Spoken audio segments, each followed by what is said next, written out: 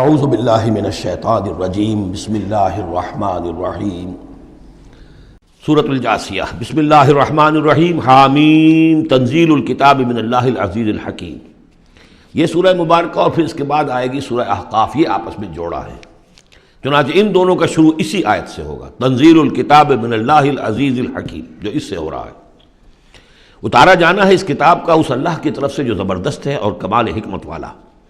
ان فی السماوات والارض لآیات للمؤمنین، یقیناً آسمانوں اور زمین میں نشانیاں ہیں ماننے والوں کے لیے۔ وفی خلقکم، اور تمہاری تخلیق میں، وما یبث من دابۃ، اور جو اللہ نے پھیلا دیے ہیں تمام جاندار، آیات لقوم یوقنون، نشانیاں ہیں ان لوگوں کے لیے جو یقین کریں۔ واختلاف اللیل والنہار وما انزل اللہ من السماء من رزق فاحیا به الارض بعد موتها وتصریف الریاح آیات لقوم یعقلون، اور یہ جو اللہ نے اور دن اور رات کا اختلاف، اور جو اللہ نے اتارا ہے آسمان سے رزق، یعنی رزق روزی، پانی اتارا ہے۔ پانی ذریعہ بنتا ہے زمین سے روزی کے نکلنے کا، تو گویا کہ پانی جو آ رہا ہے یہی رزق ہے، یہ ذریعہ بنا ہے۔ فاحیا به الارض بعد موتها، پانی کو یہاں رزق کہا گیا ہے۔ پھر زندہ کر دیا اس کو، اس نے زمین کو اس کی موت کے بعد، یعنی اس میں بے آب و گیاہ تھی، کوئی ہریاول تھی نہیں، اور اب وہاں فصل آ گئی ہے۔ وتصریف الریاح، اور اسی طرح ہواؤں کے چلنے میں آیات لقوم یعقلون، یہ نشانیاں ہیں ان لوگوں کے لیے جو عقل سے کام لیں۔ یہاں لوگوں نے نوٹ کر لیا ہوگا کہ جس کو میں نے سورہ بقرہ میں آیت الآیات کہا تھا، 21ویں رکوع کی پہلی آیت، اس میں ایک آیت میں جو جمع تھی وہ یہاں 3-4 آیتوں کے اندر آ کر اللہ نے ان کو بیان کیا۔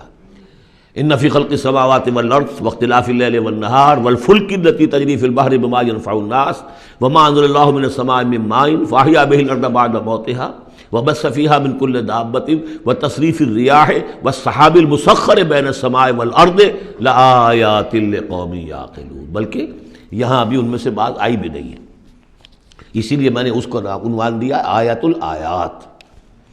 تلک آیات اللہ نتلوها علیک بالحق، یہ اللہ کی نشانیاں ہیں جو ہم پڑھ کر سنا رہے ہیں آپ کو حق کے ساتھ۔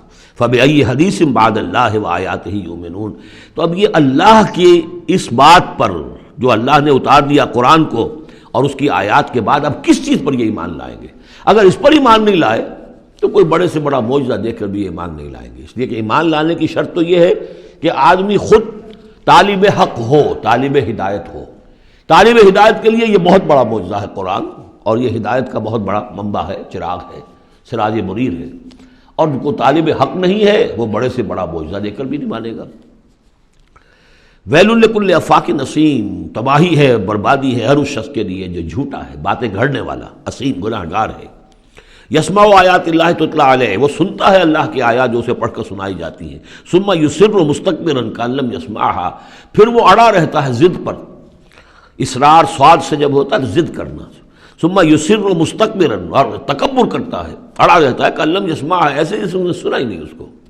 فبشرہ بعذاب علیم، یہ اکثر و بیشتر جو قریش کے سردار تھے ان کا حال یہی تھا، تو اے نبی ان کو بشارت دے دیجیے بہت بڑے عذاب کی، بہت دردناک عذاب کی۔ وَإِذَا عَلِمَ مِنْ آیَاتِنَا شَيْئًا اتَّخَذَهَا هُزُوًا، اور جب اس کے علم میں ہماری آیات میں سے کوئی بات آ جاتی ہے تو بجائے اس پر غور کرنے کے اس کا مذاق اڑاتا ہے۔ اولئک لہم عذاب مہین، یہ لوگ وہ ہیں کہ جن کے لیے اہانت آمیز عذاب ہوگا۔ من ورائہم جہنم، اور اس کے پیچھے ان کے پرے دوزخ ہے، یعنی منتظر ہے ان کی۔ ولا یغنی عنہم ما کسبوا شیئا، جو کمائی انہوں نے دنیا میں کی ہوگی، مال و دولت جمع کیا ہوگا، وہ انہیں کچھ نہ بچا سکے گا اس دوزخ سے۔ ولا اتخذوا من دون اللہ اولیاء، اور نہ ہی وہ جو جن کو انہوں نے اللہ کے سوا اپنا اولیاء بنایا ہوا ہے، سمجھتے ہیں کہ وہ ہماری سفارش کریں گے، یہ ان کے جو بھی معبود تھے، جھوٹے معبود، وہ بھی نہیں بچا سکیں گے۔ ولہم عذاب عظیم، اور ان کے لیے بہت بڑا عذاب ہوگا۔ ھذا ھدی، یہ قرآن ہے ہدایت۔ والذین کفروا بآیات ربہم، اور جو لوگ اپنے رب کی آیات کا کفر کریں گے، لہم عذاب من رجز علیم، ان کے لیے تو ایک بڑے دردناک بلا کا عذاب ہوگا۔ اللہ الذی سخر لکم البحر لتجری الفلک فیہ بامرہ، اللہ ہی ہے وہ کہ جس نے تمہارے لیے سمندر کو اور دریاؤں کو مسخر کر دیا ہے، تمہاری خدمت میں لگا دیا ہے، تاکہ اس میں کشتیاں چلیں اس کے حکم سے۔ وَلِتَبْتَغُوا مِن فَضْلِهِ، اور تاکہ تم فضل تلاش کرو اللہ کا، کشتیوں کے ذریعے سے ہی سامان تجارت ادھر سے ادھر جاتا تھا۔ وَلَعَلَّكُمْ تَشْكُرُونَ، اور تاکہ تم شکر کرو۔ وَسَخَّرَ لَكُم مَّا فِي السَّمَاوَاتِ وَمَا فِي الْأَرْضِ جَمِيعًا مِّنْهُ، اور اللہ نے تو تمہارے لیے مسخر کر دیا، تمہارے لیے کام میں لگا دیا وہ سب کچھ جو آسمانوں میں ہے اور وہ سب کچھ جو زمین میں، کل کا کل اپنی طرف سے۔ یہ جو آیات آتی ہیں کہ آسمان اور زمین میں جو شے اللہ نے تمہارے لیے مسخر کر دی ہے، اس میں یقیناً اشارہ تھا کہ انسان اپنی علمی ترقی اور اپنی ٹیکنالوجی کی ترقی کے ذریعے سے ان چیزوں تک رسائی حاصل کر سکتا ہے۔ اللہ نے تو مسخر کیا ہوا انہیں، گویا کہ انسان کی جو ریچ ہے، جہاں تک کہ اس کی رسائی ہے وہ ہے، اور اللہ تعالیٰ نہ معلوم کہاں کہاں تک انسان کو پہنچا دے گا۔ ان فی ذلک لآیات لقوم یتفکرون، اس میں آیات ہیں، نشانیاں ہیں ان لوگوں کے لیے جو غور و فکر سے کام لیں۔ قل للذین آمنوا یغفروا للذین لا یرجون ایام اللہ، اے نبی ذرا اہل ایمان سے کہہ دیجئے کہ کچھ دیر کے لیے ابھی ذرا معاف کرتے رہیں ان لوگوں کو کہ جنہیں اللہ کے دنوں کا انتظار نہیں ہے، جو نہیں سمجھتے کہ وہ عذاب والا دن ان پر بھی آ سکتا ہے، یعنی یہ بھٹکے ہوئے، کیونکہ یہ ابھی یوں سمجھیے کہ وسط ہے مکی دور کا، تو اس میں ابھی وہی تلقین کی جا رہی ہے کہ جلدی نہ کریں مسلمان کہ اللہ کب تک انہیں چھوٹ دے گا، وہ عذاب ان پر آ جانا چاہیے، نہیں، ابھی ذرا ان سے درگزر کرو۔ قل للذین آمنوا، اے نبی کہہ دیجئے اہل ایمان سے، یغفروا ذرا درگزر کریں، للذین لا یرجون ایام اللہ، اب یہ وہ ایام اللہ کے لفظ آ گئے، از تذکیر بایام اللہ، یہ انہیں امید نہیں ہے، انہیں کوئی کھٹکا نہیں ہے، یہ بھولے ہوئے ہیں اللہ کے وہ دن کے جن میں بڑی بڑی قوموں کو ہلاک کر دیا گیا، انہیں کوئی اندیشہ نہیں ہے۔ لیجزی قوم بما کانوا یکسبون، تاکہ اللہ تعالیٰ بدلہ دے ہر قوم کو ان کی اپنی کمائی کے مطابق۔ من عمل صالحا فلنفسہ، جس کس نے اچھے کام کیے تو اپنے لیے کیے، اپنے بھلے کے لیے کیے، اپنے فائدے کے لیے کیے۔ ومن اساء فعلیہا، جس نے برا کام کیا وہ اس کا وبال اسی پر ہوگا۔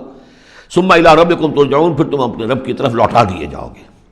وَلَقَدْ آتَيْنَا بَنِي إِسْرَائِيلَ الْكِتَابَ وَالْحُكْمَ وَالنُّبُوَّةَ، اور ہم نے بنی اسرائیل کو کتاب بھی دی اور حکومت بھی دی اور نبوت بھی دی۔ وَرَزَقْنَاهُم مِّنَ الطَّيِّبَاتِ، اور ہم نے انہیں بہت سے طیبات، بڑی پاکیزہ چیزوں سے نوازا۔ وَفَضَّلْنَاهُمْ عَلَى الْعَالَمِينَ، اور انہیں تمام جہان کی قوموں پر فضیلت دی۔ یہ فضیلت تو اب بھی ان کے قائم ہے، کسی اور قوم میں اتنے نبی نہیں آئے ہیں دنیا میں جتنے کہ حضرت اسحاق